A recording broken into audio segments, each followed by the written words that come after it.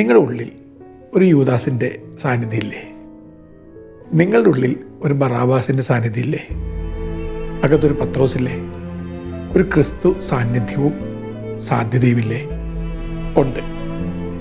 ഇനി ഏത് സാധ്യതയിലേക്കാണ് നിങ്ങൾ കൂടുതൽ സഞ്ചരിച്ചുകൊണ്ടിരിക്കുന്നത് ഈയിടെയായിട്ട്? ഈ ചോദ്യത്തിന് ഉത്തരം നിങ്ങൾ കണ്ടെത്തണം. കാരണം നമ്മൾ പുറത്തേക്കൊക്കെ യാത്ര നടത്തുമ്പോഴും അകത്തേക്ക് യാത്ര നടത്താൻ മടിക്കുന്നവരാണ്. അതുകൊണ്ട് വലിയ ശാസ്ത്രജ്ഞനായ ഐൻസ്റ്റൈൻ മരിക്കാൻ കിടക്കുമ്പോൾ മരണക്കിടക്കയിൽ അദ്ദേഹം ഇങ്ങനെ പറഞ്ഞുവെന്ന് അദ്ദേഹത്തിൻ്റെ സുഹൃത്തുക്കൾ കുറിച്ച് വെച്ചിട്ടുണ്ട്. അനധിവിദൂരങ്ങളായ നക്ഷത്രങ്ങളിലേക്ക് യാത്ര നടത്തിയ ഏതൊരു ഭൗമസഞ്ചാരിയെ പോലെയാണ് ഞാൻ. പക്ഷേ ഏറ്റവും അരികിലത്തെ താരകത്തെ അറിയാൻ ഞാൻ മറന്നുപോയി. ഞാനായിരുന്നു ഏറ്റവും അരികിലത്തെ താരകം.